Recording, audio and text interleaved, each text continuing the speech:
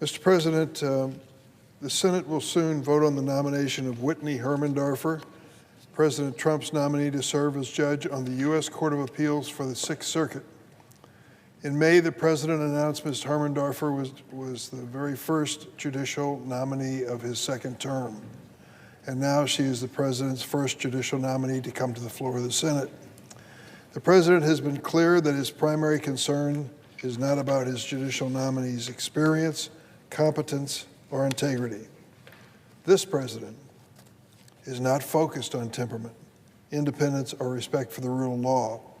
He's focused on a nominee's perceived loyalty to him and his agenda, and a willingness to rule in favor of him and his administration.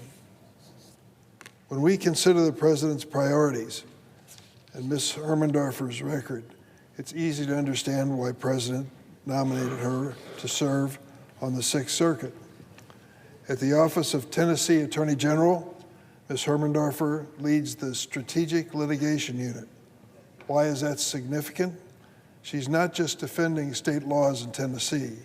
She's turned the Attorney General's office into an advocacy arm for the Trump agenda. She's argued in support of President Trump's unconstitutional executive order that purports to end birthright citizenship. This executive order has been blocked by every judge who's considered it. One judge, appointed by President Ronald Reagan, I might add, said, and I quote, "I've been on the bench for over 4 decades.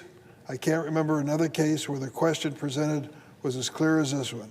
This is a blatantly unconstitutional order." End of quote.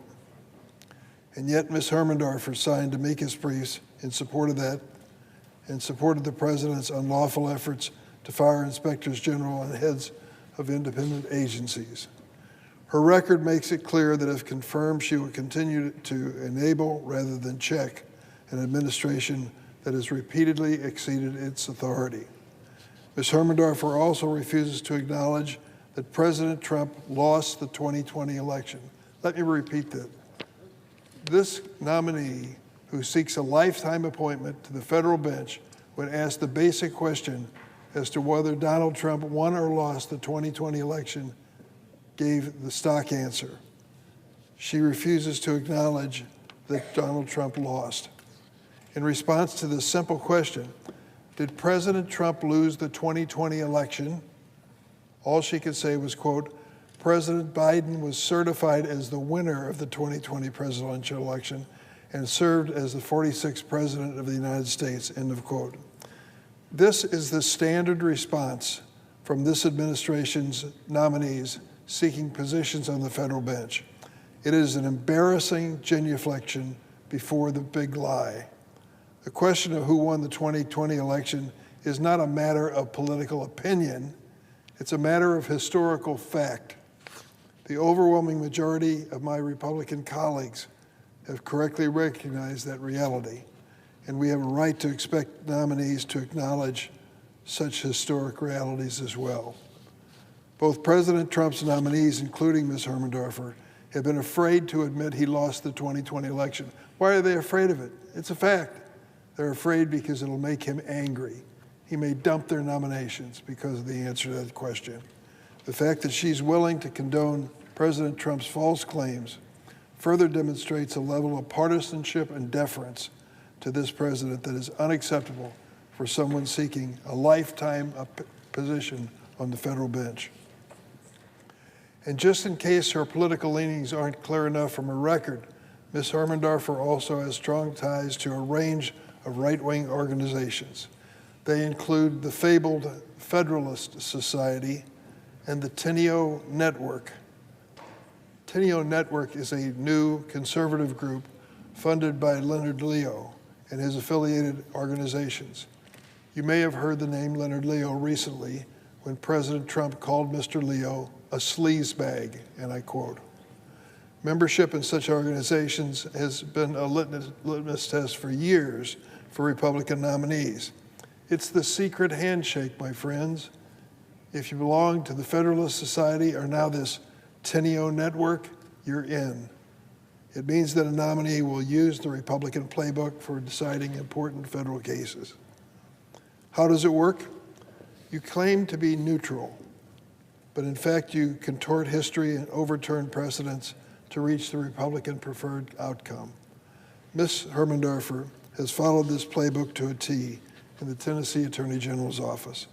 She's opposed LGBTQ rights and reproductive rights, as well as environmental and anti-discrimination policies that protect the most vulnerable in America. I believe we need judges on the bench who will follow the law and the Constitution, not politicians in robes who rule in favor of the president and wealthy special interests.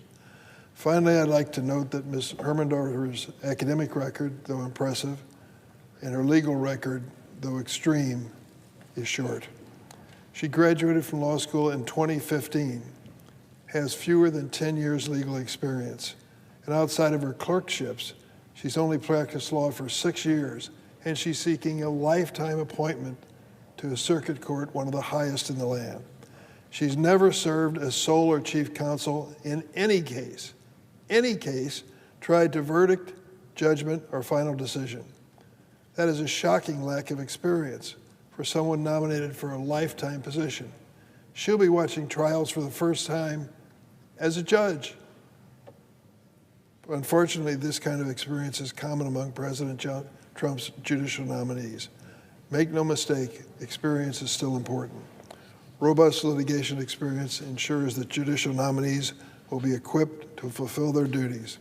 As an appellate judge, she's going to be standing in judgment of many trial courts. She has limited experience in that field.